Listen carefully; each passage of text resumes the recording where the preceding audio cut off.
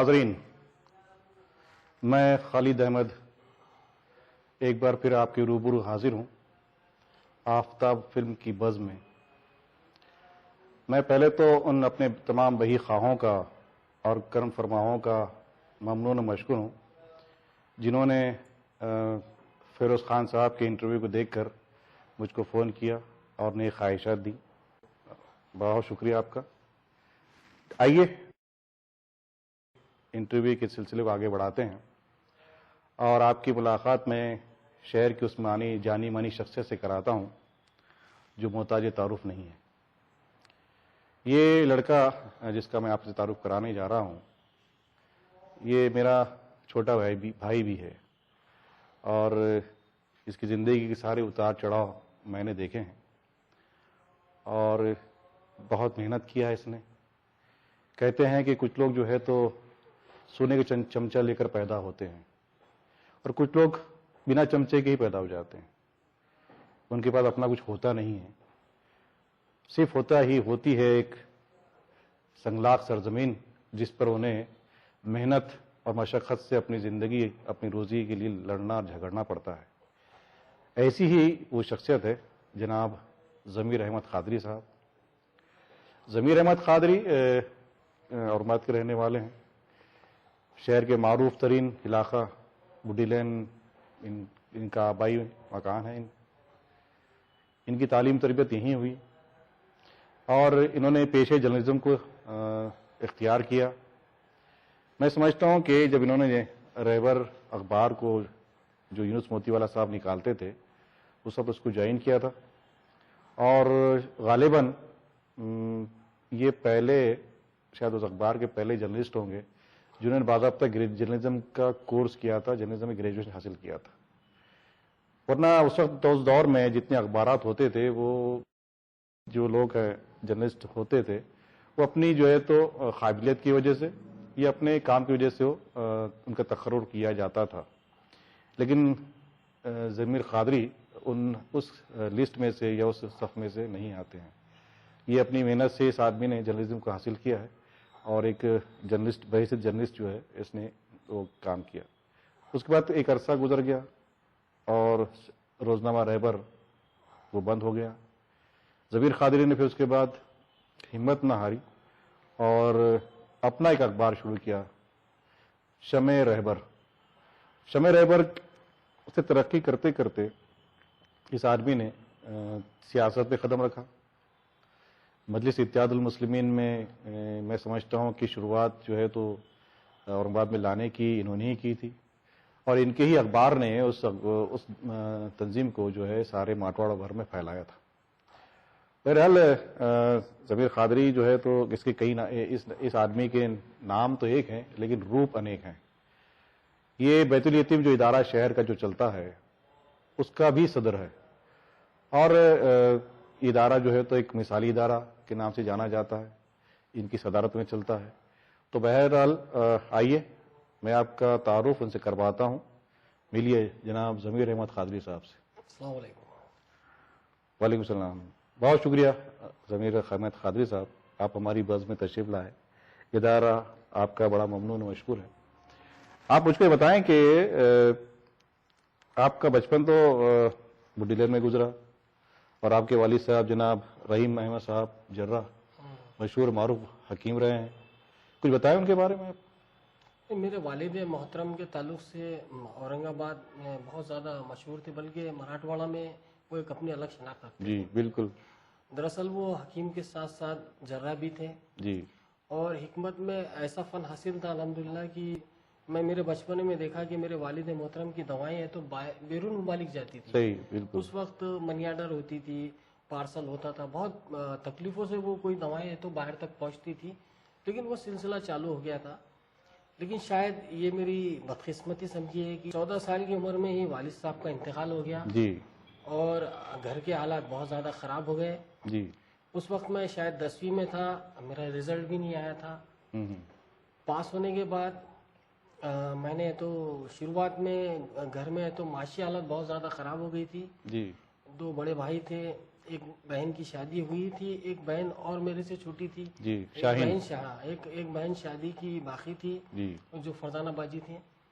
वालिद साहब ने उनके इंतकाल से कबल है तो उनकी शादी के लिए 10 से 20 हज़ार रुपये कुछ रखे थे, जिसमें उनकी शादी हो गई बड़ी बहन की। लेकिन तीनों भाई बेरोजगार थे और बड़ा भाई किसी तरह है तो वालिद साहब के पेशे को इख्तियार करके काम करना शुरू किया। और दूसरा मतलब भाई वसीम अहमद कादरी साहब की वसीम बात अहमद कर रहे कादरी, हैं जी। दूसरा मेरा भाई फ़हीम अहमद कादरी, वो लोन खर्च उठाने के चक्कर में थे, स्क्रीन प्रिंटिंग का कारोबार करते थे, लेकिन बहुत ज़्यादा कोई माशी हालत उसमें बेहतर नहीं हो सकी उनकी भी। मैंने जब सोचा कि हालात बहुत ज़्यादा ख़राब है तो एक छोटी सी पान की दुकान डालकर अपना कारोबार शुरू किया। माशाल्लाह, बहुत और उस वक्त तो मैं समझता हूँ फसादात बहुत होते थे शहर में, 70 से 80 की बात होगी और गालिबा। वो दुकान जैसी फसाद होते थे मैं दुआ करता था कि फसाद हो जाए ताकि तो मेरा धंधा अच्छा चलता था। गली में दुकान थी, सारा शहर बंद रहता था और फसाद में वो पान की दुकान हमारी बहुत ज़्यादा चलती थी, पूरा घर मिलके मेहनत करता था। बहुत दिन चला, लेकिन उसमें भी है तो फाइनेंशियल कंडीशन इतनी अच्छी हो नहीं सकी। बाद में एक हमारे घाटी में एक पान की दुकान थी जहाँ से मैं चाहता था कि 20 से 30 रुपए रोज मुझे वहाँ से मिलते थे, तो जी। पार्ट टाइम वो काम भी करता था। अच्छा। और डॉक्टर इत्तेखास अफजल साहब जो विद्यापीठ के जी वाइस खान, चांसलर, बीसीडी डायरेक्टर भी रहे हो। हाँ, तो उन्होंने मेरा एक एडमिशन एसबी कॉलेज में 11 में करवाया था। अच्छा। लेकिन मैं रेगुलर कॉलेज नहीं जाता था। आहिस्ता आहिस्ता मैं तो कारोबार की तरफ जुड़ता गया और आगे चलते हमारे बहनवी की एक गैस स्टील की एजेंसी थी जिस पर मैंने काम करना शुरू किया। वहाँ पर मैं सलीम जागीरदार साहब। सलीम जागीरदार साहब वहाँ पर है तो मैं गैस स्टील की टाकियाँ उठाता भी था, उसमें 60 टाकियों में माल भी भरता था, रक्शे में चढ़ा। मतलब आप ये कहना चाहते कि वैसे थे हॉकर भी आपने काम किया? नहीं, मैं हमाल के हैसियत से काम करता था। 5 रुपए है तो मुझे मिलते थे उसमें। हमाली। और सच बयान करने में कोई गर्ज नहीं, कोई तो तारीफ करने वाली बात नहीं है। लेकिन मैंने वो काम मुसलसिल 8 साल तक किया।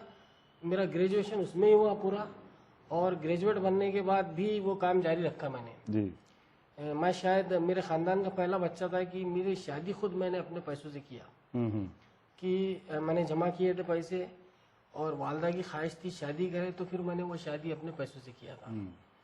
तो ऐसा जिंदगी की गाड़ी आगे बढ़ी जी। फिर है तो मरहूम रफीक शाहबाज साहब ने, मैं औरंगाबाद टाइम्स में बैठकर है तो कुछ लिखा करता था। बहुत साफी तो नहीं बना था लेकिन आड़े तिड़े अल्फाजों में लिखता था। नौजवानी का पीरियड था। नौजवान रफीक शाहबाज साहब ने कहा कि आप है तो रहबर से जुड़ जाओ, तुमको अच्छी तनख्वाह भी मिलेंगी। अगर यहाँ तुमको 1000 रुपये मिलते तो वहाँ 2000 रुपये मिलेंगे। तो मैं रहबर में चला गया और 12 साल तक मैं रहबर, जब बंद हुआ उस वक्त तक मैं रहबर में था। अभी आपने हमारे नाज़रीन को बताया कि आपकी ज़िंदगी के जो मदारिज थे, जो उतार चढ़ाव थे, इससे आप गुजरे और आपने जो है तो रोज़नामा रहबर को ज्वाइन किया। रोज़नामा रहबर के जो इख्तिताम तक आप इसमें रहे, उसके ख़त्म होने के बाद फिर उसके बाद आपने जो है तो अपना खुद का अखबार शुरू किया, रोज़नामा, जो पहले जो हफ्तावारी हुआ करता था, बाद में उसको आपने रोज़नामा में तब्दील किया। क्या क्या तकालीफ आपसे गुजरे हैं आप? नहीं खालिद भी, किसी भी अखबार को निकालना मैं समझता हूँ बहुत बड़ा चैलेंजिंग काम है जी।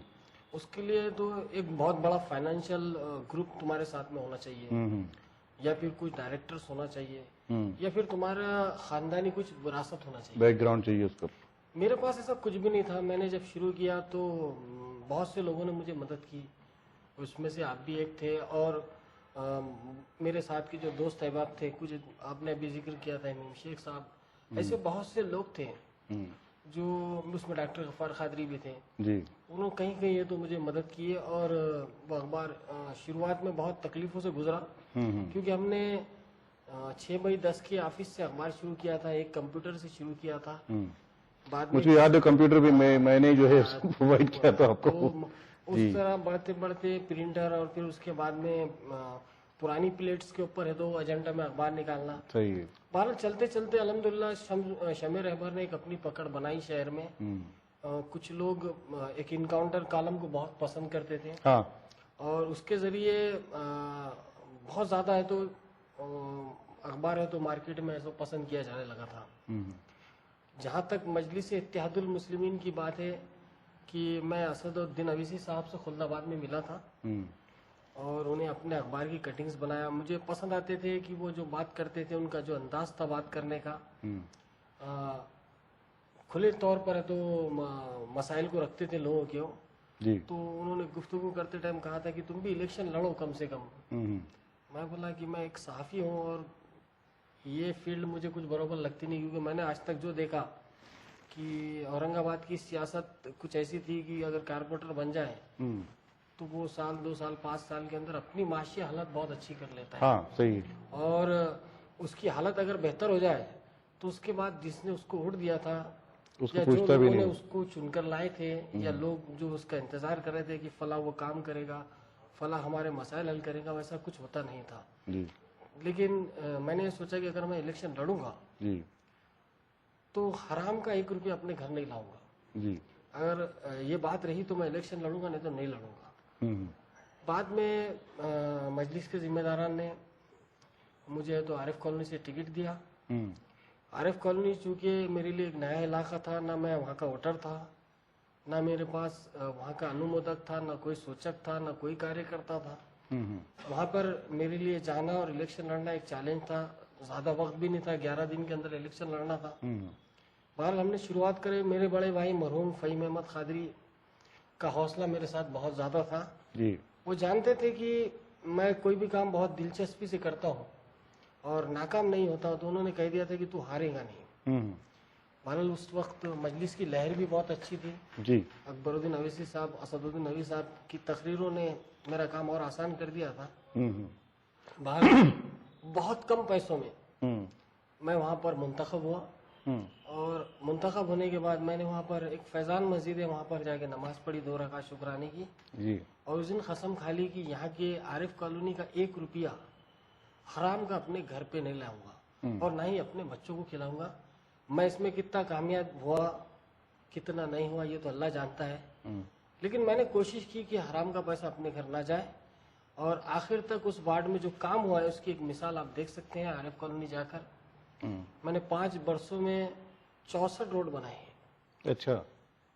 मुसलमान इलाकों में कभी गार्डन नाम की कोई चीज नहीं होती थी खालिद भाई। शायद मैं पहला कारपोरेटर हूँ कि मेरे वार्ड में मैं गार्डन बनाने में कामयाब हुआ। अच्छा। एक ऐसा छोटा गार्डन है जो जिसको देखकर मेरे कायद मोहतरम वाली जनाब बैरिस्टर असदुद्दीन अवीसी साहब ने कहा था कि मैं पहली बार किसी कारपोरेटर के साथ अपनी सेल्फी ले रहा हूँ अपने मोबाइल से। अच्छा। उन्होंने मेरे साथ एक सेल्फी ली थी, मैं आपका वो फोटो भी आपको सेंड करूंगा और वो सेल्फी उन्होंने ट्वीट भी की थी। अच्छा। कि मेरा एक ऐसा नगर सेवक है जिसने चुन के आने के बाद सिर्फ 6 महीने में गार्डन बना दिया। आरिफ कॉलोनी के अंदर पानी एक बहुत बड़ा संगीन मसला था। 25 सालों में वहाँ पर लोग छोटे से बड़े हो गए, छोटे बच्चे, उन्होंने कभी अपने घर में नल आता नहीं देखा था। सही है, सही है। मैंने कोशिश की, मैंने वादा किया था कि मैं चुन के आने के 3 महीने के बाद हर घर में नल दूंगा। 323 घरों में मैंने तो नल कनेक्शन दिए, मुफ्त में दिए। और मैं जब तक कारपोरेटर था, आज मेरा पीरियड खत्म हो गया है, लेकिन आज भी वहाँ हर घर में पानी जाता है। हर घर की माँ बहनें बेटी मेरे लिए दुआएं करती है। शायद मैं पहला कारपोरेटर हूँ जिसके ताल्लुक से लोग बोलते हैं कि अगर आप किसी के भी सर पे हाथ रख देंगे तो वो चुन के आ जाएगा।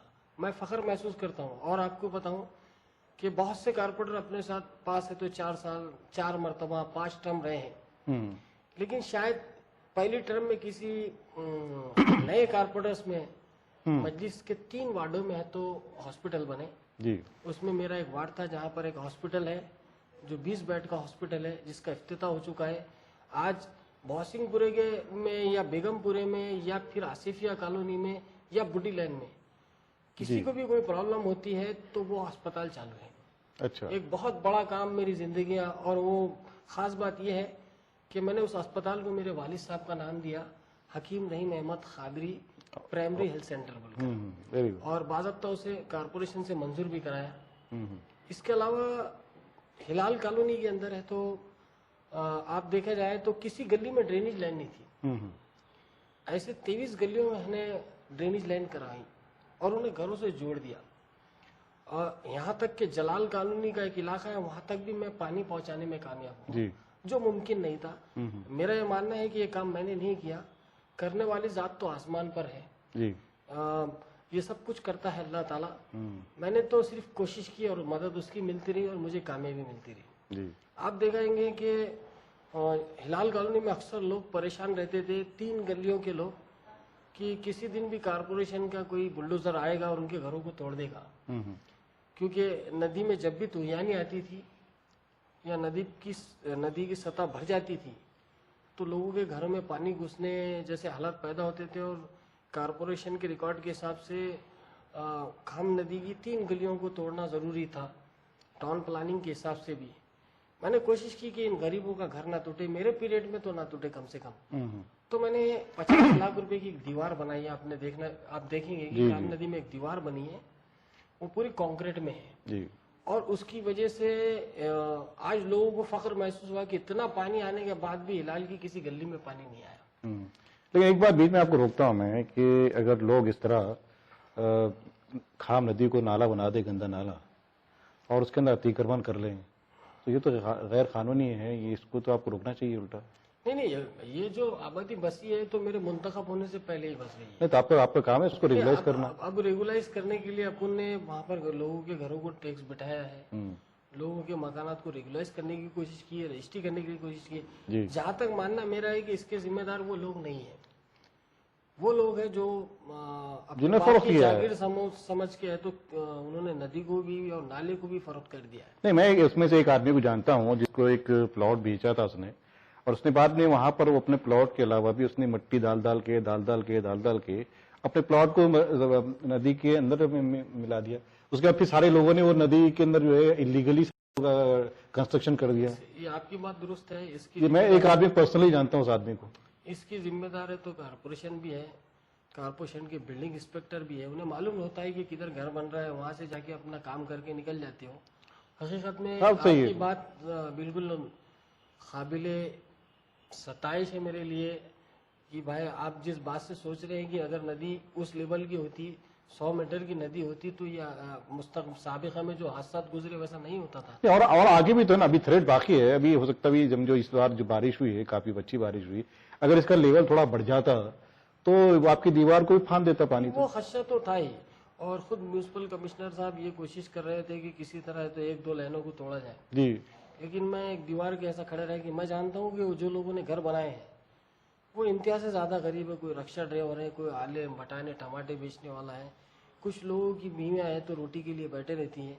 मैंने लॉकडाउन में देखा। मैं बनाना चाहता हूँ, ठीक है, गुर्बत एक अलग चीज है, लेकिन आप औरंगाबाद शहर आ क्यों रहे यार, इतना क्यों क्राउड कर रहे हैं यहाँ पर आकर इस तरह?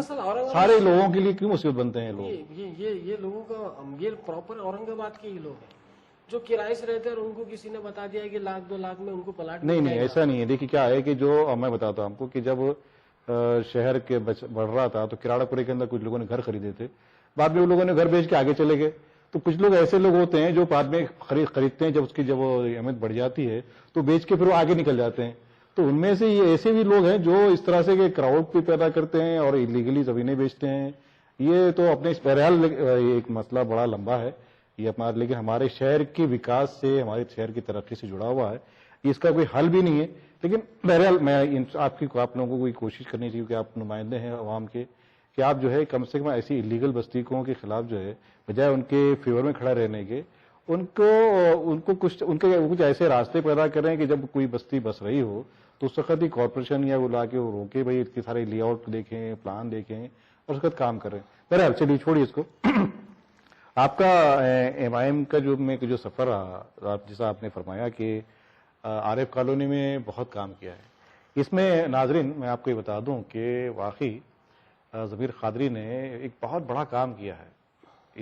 इस आदमी ने जो बातें कही है वो तारीफ के ज़िम्मेरे में नहीं आती, वो या सताइश के ज़िम्मेरे में नहीं आती, ये वो प्रैक्टिकल वर्क है जो उसने किया है। और मैं समझता हूँ कि ऐसा वर्क शायद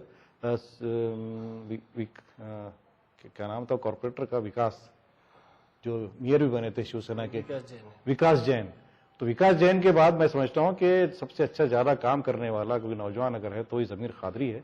इसके अलावा कई लोगों ने काम किया जिसमें अच्छे काम करने वालों में मुजाहिद कॉर्पोरेटर साहब का भी नाम आता है, हिदायत अली साहब का भी नाम आता है, और मोहसिन पहलवान भी हैं, रशीद मामू वगैरह, काफी अच्छा काम किया है इन्होंने। लेकिन एक चंद सालों में एक नौजवान है जिसको कोई तजुर्बा नहीं था इस सारी फील्ड का, इसके बावजूद भी उसने इतने अच्छे काम किए। अब हम जब जाते हैं, पहले जब हम जाते थे आरिफ कॉलोनी तो कीचड़ से गुजरना पड़ता था, नदियों नालों की बुरे हालात थे, पानी नहीं मिलता था, कई घर तो बिना पानी के होते थे, उनके पाइपलाइन नहीं थी। तो इस नौजवान ने वो पता नहीं कहां से कैसे कैसे, हालांकि जितना उस आदमी ने काम किया है उतना फंड तो कॉर्पोरेशन एक वार्ड को दे ही नहीं सकती थी। लेकिन हैरत ये होती है कि ये फिर जो पाइप जो पड़े हैं जमीनों के अंदर, या जो रोड बने हैं, तो ये फंड जो है इतना कितने 44 रोड ना 46 रोड 64 रोड का इतना बड़ा जो है फंड, आखिर ये कैसा कहां से हासिल किया है इस आदमी ने? जरा आइए जानते हैं ये सब कैसे किया, कैसे आपने। दरअसल अगर आप सहाफत से जुड़े हैं तो हमारे पास एक चीज रहती है कि किसी भी सहाफी में आप देखिए, या मेरे साथियों में बहुत से सहाफी है, वो किसी भी चीज की, किसी खबर की है तो जड़ तक पहुंचते हैं जी। मुझे इस बात का इल्म था क्योंकि कारपोरेशन मेरा बीट था, मुझे इस बात का इल्म था कि बजट बुक ही डिसाइड करती है कि कौन से वार्ड में कितना काम होगा, और मैं बजट बुक जो बनाता हूँ उन लोगों से अपना राब्ता बहुत अच्छा रखा जी।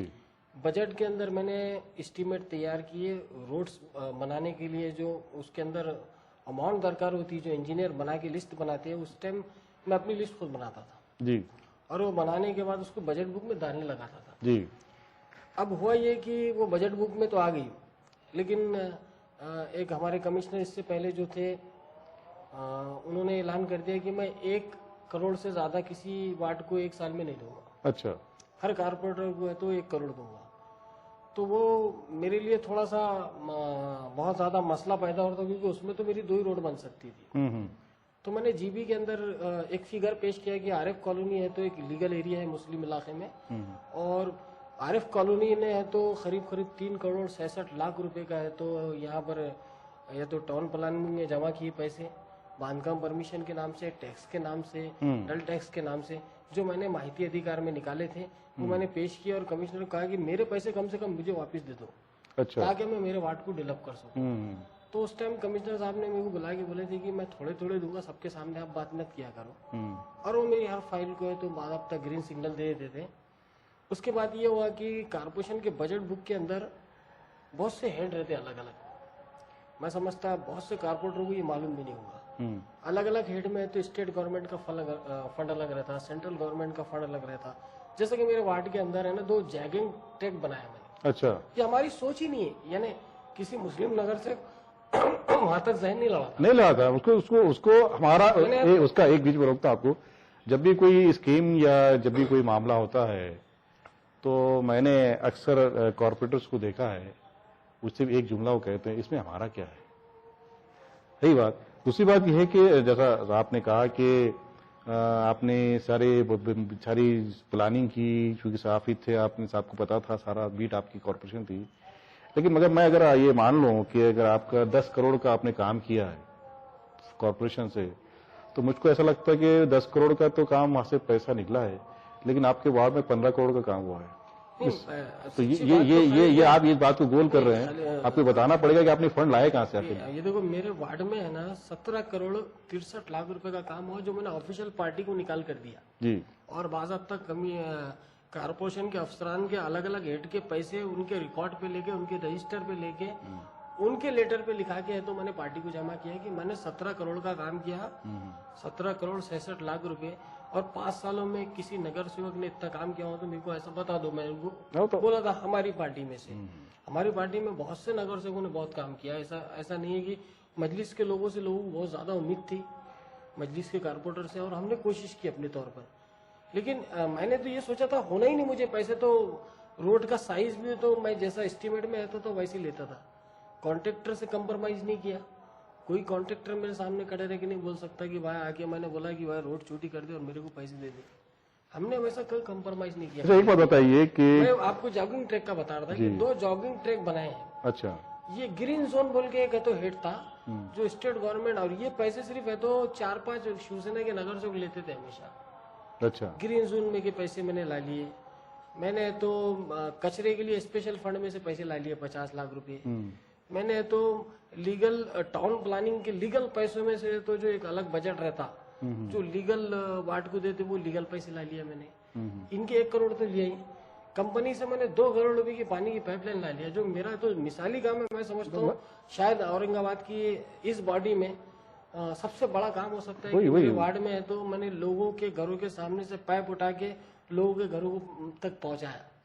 आपको यकीन नहीं आएगा खालिद भाई कि मेरे पास एक ग्रुप था जो रात में है तो एक गाड़ी लेकर तो खड़े रहता था 2 बजे रात को, और हम क्या करते थे कंपनी के कहीं भी है तो अगर शहर के अंदर पाइप पड़े रहे किसी भी नगर सेवक के, हमारे पास के बहुत से नगर सेवक है जिनको पाइप तो मिले लेकिन लाइन नहीं डाले उन्होंने, क्योंकि उनके पाइप रात में गायब हो गए। हम एक घड़ा भी खोदते थे, हमारे पास के बच्चे भी काम करते थे, हम वो पाइप डालते थे ताकि लोगों को पानी पहुंचे। उसकी मजदूरी भी एक बात बताइए, ऑन द रिकॉर्ड बोल रहे ऑफ द रिकॉर्ड? नहीं, मैं ओपनली बोल रहा हूँ कि मैंने ये किया।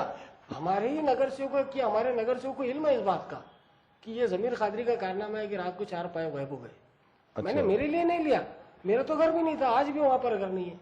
मैंने जो लोगों को पानी पिलाना था गरीबों तक उनके लिए कोशिश किया, और हमने मैं समझता हूँ ऐसा 200-300 मीटर पाइप है तो गायब करे कई कारपोरेटर के पास से। कुछ कारपोरेटर से पूछ के भी लिए और कुछ नहीं बोले थे तो रात को गायब कर दिए उनको।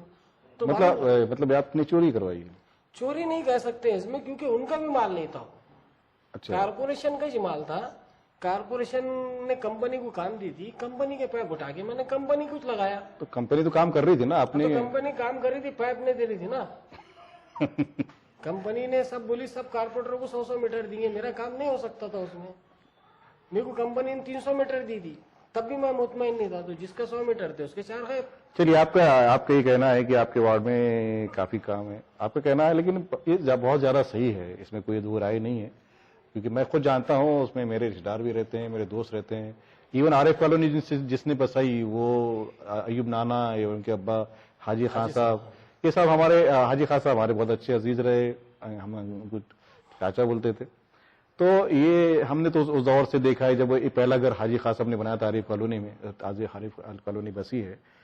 अच्छा, एक बात बताइए कि आप तो अपने वार्ड में इतना काम करते हैं, और आप जब देखते हैं कि जब पीरगढ़ दरगाह कलेक्टर ऑफिस जब क्रॉस करते हैं तो चंपा चौक जाने तक के लिए, ये चंपा चौक वो यहाँ से पीरगढ़ दरगाह से ये आपके कटकट गेट के लिए, इसमें 5 कॉर्पोरेटर है मैं समझता हूँ।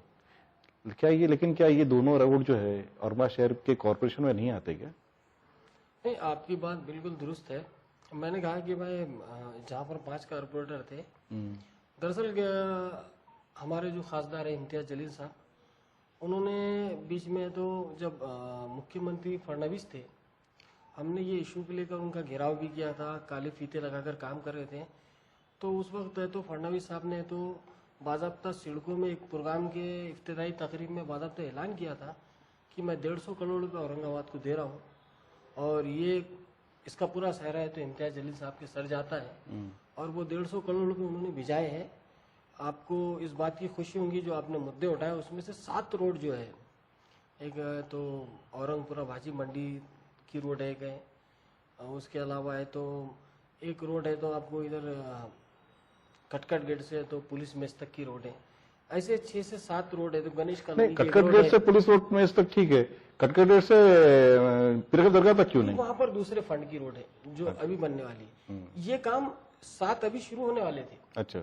लेकिन आचार संहिता लग गई अभी ग्रेजुएट हल्के इंतखाब के लिए। मेरा ख्याल है 7 तारीख से ये काम शुरू हो जाएंगे, क्योंकि इसके टेंडर हो गए, वर्क ऑर्डर भी हो गया है। तो ऐसे औरंगाबाद में 7 दूनी 14 ऐसे 14 रोड बनने वाले हैं। एक रोड अपनी कलेक्टर ऑफिस से है तो जो सड़कों को जाती है वो रोड भी उसके अंदर जो नासिर सिद्दीकी साहब के वार्ड से होती है वो भी 7 करोड़ की एक रोड है। तो ऐसे रोड है तो उसमें कंप्लीट अभी काम शुरू होने वाले हैं, और 100 करोड़ में बहुत से एरियो में है तो रोड बन चुकी है। और उसमें आप तो सड़कों सड़कों में कई रोडें आप देख सकते हैं। तो 100 करोड़ पहले जो गवर्नमेंट ने दी थी उसका इस्तेमाल हो गया, और ये 150 करोड़ का होने के बाद से बहुत ज़्यादा मसला हल होगा। और फिर साथ में अब इम्तियाज साहब खुद खासदार है, तो मेरा ख्याल है कि अब शहर की तकरीबन सड़कें दुरुस्त हो जाएंगी। नहीं, एक बात नहीं, अभी आपका 5 साल आपने कंप्लीट किए हैं, तो 5 साल में ऐसा लगता है कि पहले शहर था, अब शहर गढ़ों में है। उसकी वजह ये है कि अब मेरे जैसे जो बुजुर्ग लोग हो गए, हम लोग जो उम्र जो क्रॉस दराज कर रहे हैं, तो हमारी जो है डर लगता है कि गाड़ी लेकर निकलेंगे तो कब मन का सरक जाए। ये जो हालात क्यों पैदा होगी, जबकि अभी तो आपका टेनर खत्म भी नहीं हुआ। मेरी बात सुनिए आप खालिद भाई, आप बिल्कुल ये हालात जो शहर की पहले से हैं, और कारपोरेशन की जो फाइनेंशियल कंडीशन है, जब से ऑक्ट्रा बंद हो गया और जीएसटी ये आने से नहीं, अगर आप उधर जाएंगे भीड़ भाड़ पर जाएंगे तो ये हालात की उनके लिए नहीं है क्या? वहाँ पर भी देखो हर जगह मसला है जी। हम क्या करते हैं, अपने घर के नजदीक देखते हैं, दूसरी तरफ नहीं देखते।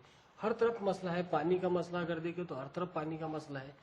अब जहाँ तक मेन शहर की रोडें में बताया कि जो 100 करोड़ में बनी वही एक अच्छा काम था, वरना हर इलाके में तो गड़ों का मसला था। अभी कारपोरेशन ने एक मशीन लाई हुई है स्पेशल गड़ों भरने के लिए, उसका काम भी शुरू हो रहा है।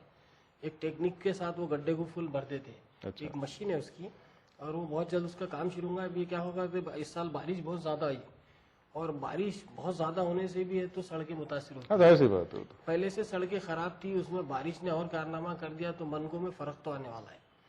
तो ये मतलब हम लोग रास्ते पे निकले ना निकले, अब जैसा कुछ काम करें ना करें। रास्ते पे तो खुद आपके साथ में मजलिस है, अब मजलिस ने तो गढ़ों को लेकर बाज़ाब्ता है, तो कोरोना के अंदर भी हमने धरना दिया स्टेशन पे खड़े रह के, और खुद इम्तियाज जलील साहब बहुत एक्टिव है इसके अंदर।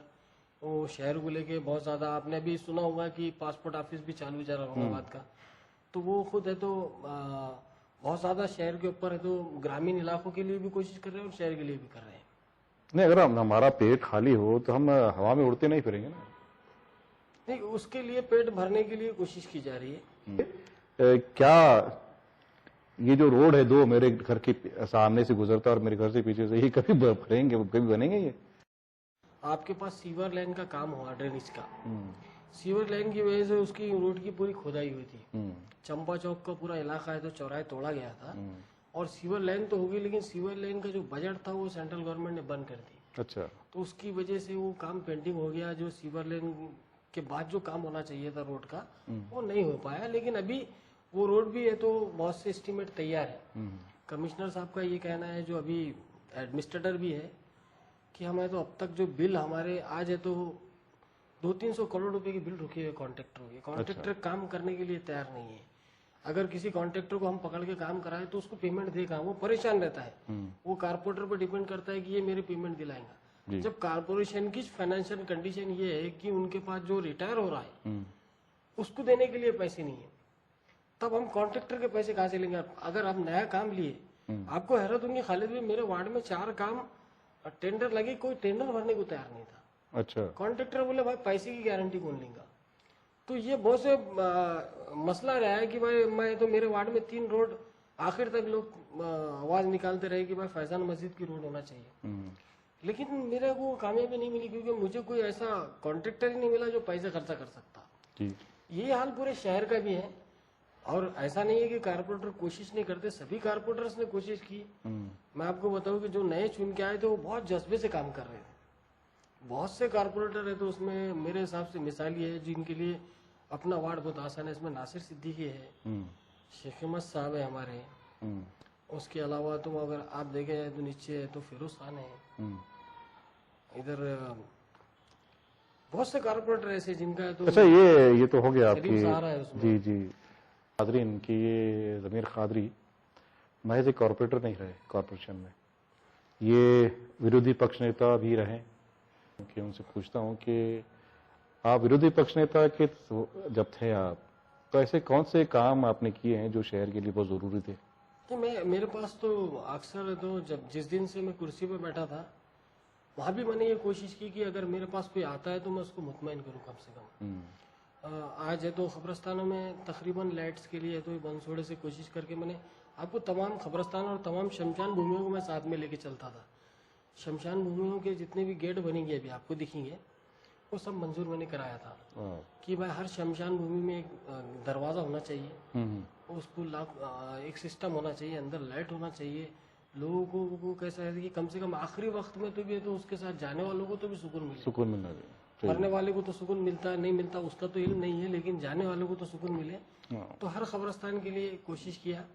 उससे हटके जो मेरा एक बड़ा कारनामा था कि यौम रहमतुल्लिल आलमीन के दिन मैंने एक ठराव पास किया था कि रसूलुल्लाह की यौम पैदाइश है या यौम वफात है, उस दिन शराब बंद होना चाहिए।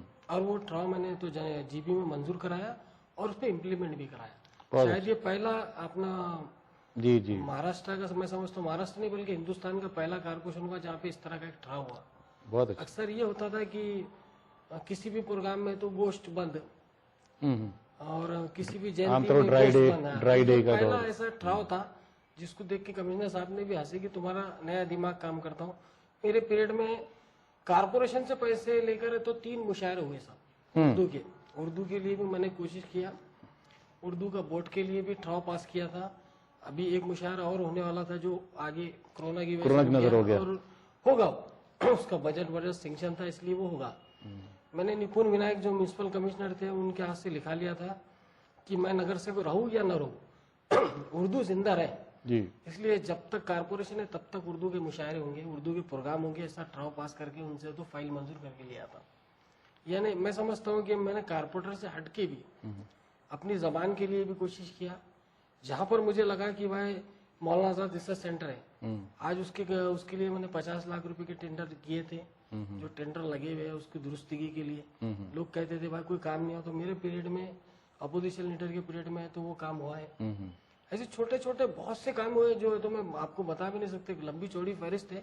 लेकिन मैंने वो अपने 10 महीने के अंदर बहुत ज्यादा कोशिश की कि भाई मैंने किसी एक फिरके के लिए काम नहीं किया। हम एक फिरके के लिए आए भी नहीं ना बने। मैं हर फिरके के लिए अगर कोई मेरे पास आता है तो मैं उसके लिए काम करने को खुद उठ के उसके साथ जाता हूँ जी। बहुत से लोगों के साथ मैं कमिश्नर के पास खुद टेबल पे बैठ के बात किया और उनका मसला हल किया। जी। आपके 5 साल खत्म हुए, कोरोना की वजह से इलेक्शंस नहीं हो सके। आपके वार्ड से फिर आप खड़े रहेंगे या कोई दूसरी कोई हालत पैदा हो रही है? मैं तो पहले से एक बात कहता रहा था कि भाई 5 साल मेरे लिए बहुत काफी है। इंसान को ज्यादा उम्मीदें नहीं होना चाहिए। अच्छा, मैं मुतमईन हूँ कि 5 साल में ये तो अपना काम हो गया है। जो मैं चाहता था अल्लाह ने जो इज्जत देना थी दी, जो कर सकता था किया। मैंने मेरे वार्ड में तो 5 गरीब बच्चियों की शादी भी अपने पैसों से किया। अच्छा। ये 2% 3% जो आते थे तो वो पैसे में उनकी शादी करता था। जहाँ तक रमजान हो तो कुछ शिरखुमे के पैकेट्स हमारे पास फिक्स थे कि भाई 200 घरों तक शिरखुमे के पैकेट जाना चाहिए। Very good. वो करता था। लॉकडाउन के अंदर भी मेरे से जो हो सका, जो कॉन्ट्रैक्टरों से जिन्होंने काम किया उनसे पकड़ के मैंने तो हर घर में अगर 2 किट 1 किट भिजाने में कामयाबी मिली मुझे। अच्छा, मैंने बहुत ज्यादा कोशिश की, जहाँ पर भी मुमकिन हो सका मैं वार्ड के लिए अपने खड़ा रहा। बहुत से काम किए, छोटे छोटे भी काम किए, पुलिस स्टेशन से लेके घाटी तक किए जी। जो है तो शायद बता भी नहीं सकता मैं आपको कि याद भी नहीं मुझे कि मैंने क्या क्या किया जी। लेकिन वार्ड में मैंने अपना दुश्मन किसी को नहीं समझा। मुझे नहीं लगता है कि मुझे कोई अपना दुश्मन समझता होगा। एक कि आपकी जिम्मेदारी बैतुल यतीम भी है, तो बैतुल यतीम की किस हालत में है आजकल? किस दौर से गुजर रहा है? के बारे में तो मैं आपको एक ही मशवरा दे सकता हूँ साहब कि यहाँ पर 5 साल मैंने मेरे वार्ड के लोगों को दिया तो बैतुल यतीम का काम पूरा खालिद अहमद साहब ने किया। बिल्कुल मैंने उसके ऊपर तवज्जो नहीं दी। मुझे पता भी नहीं था कि बैतुल यतीम में क्या चलता था, क्योंकि मैं खुद ऐसे वार्ड में चले गया था कि उसको अगर गौर से देखूं तो वो भी मुझे पूरा यतीम लगता था। इसलिए मैं उस जानिब तवज्जो दिया। मुझे मालूम था कि खालिद भाई में वो सलाहियतें हैं कि वो सब संभाल सकते हैं, उनसे मैं सीखता हूँ। तो उस्ताद मोहतरम होने के नाते उन्होंने खुद ये संभाल लिया और आज भी वो संभाले और मुस्तकबिल में भी वही संभाले, मैं ऐसा समझता हूँ। आपने कहा कि बहुत से कारपोरेटर ने काम करे हैं, लेकिन मैं बहुत से कारपोरेटर को जानता हूँ जिन्होंने कुछ भी नहीं किया। उनके लिए क्या मशवरा है आपको? क्या देंगे उनको पैसा आ जाता है? उनके लिए पार्टी को मशवरा दूंगा कि ऐसे लोगों की तो लिस्ट बनाओ और उनको टिकट ना दो, पार्टी से दूर कर दो। एक नए लोगों को दो जो काम करने का जज्बा रखते।